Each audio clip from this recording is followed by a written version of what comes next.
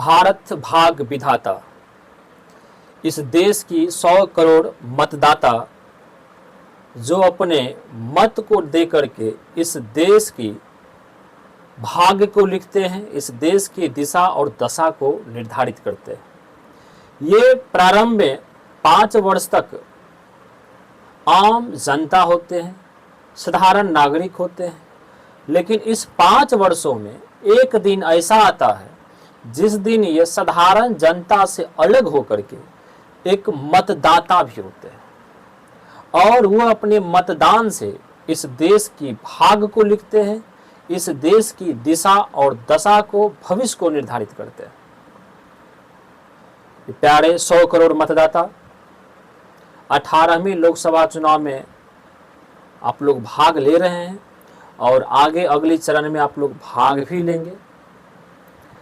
तो आपको मतदान करने से पहले कुछ बातें ध्यान में रखनी है और उसी बात को लेकर के मैं आया हूं। देखिए, आप जो मतदान करने के लिए जा रहे हैं, ये मतदान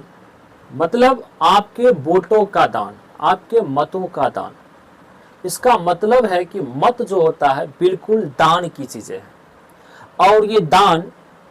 उन व्यक्तियों को किया जाता है, उन प्रतिनिधियों को किया जाता है जो हमारे भविष्य को,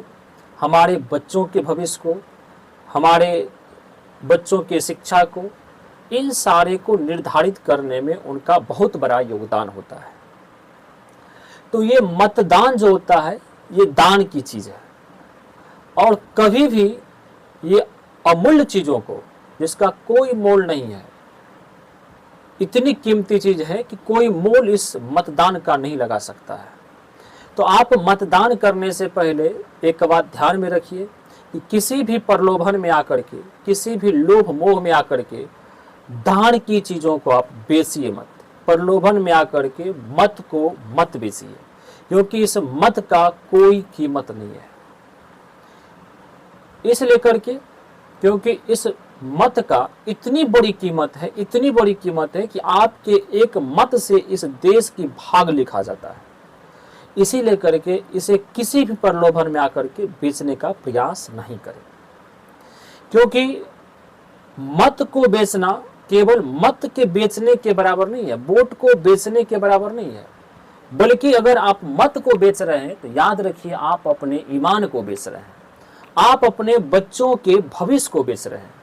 आप अपने बच्चों की शिक्षा को बेच रहे हैं, आप अपने बच्चों के रोजगार को बेच रहे हैं और सबसे बड़ी बात, आप इस देश के लोकतंत्र को बेच रहे हैं। इसीलिए करके मेरे प्यारे 100 करोड़ मतदाताओं और खास करके बेगूसराय की जो जनता है, बेगूसराय की जो मतदाता हैं,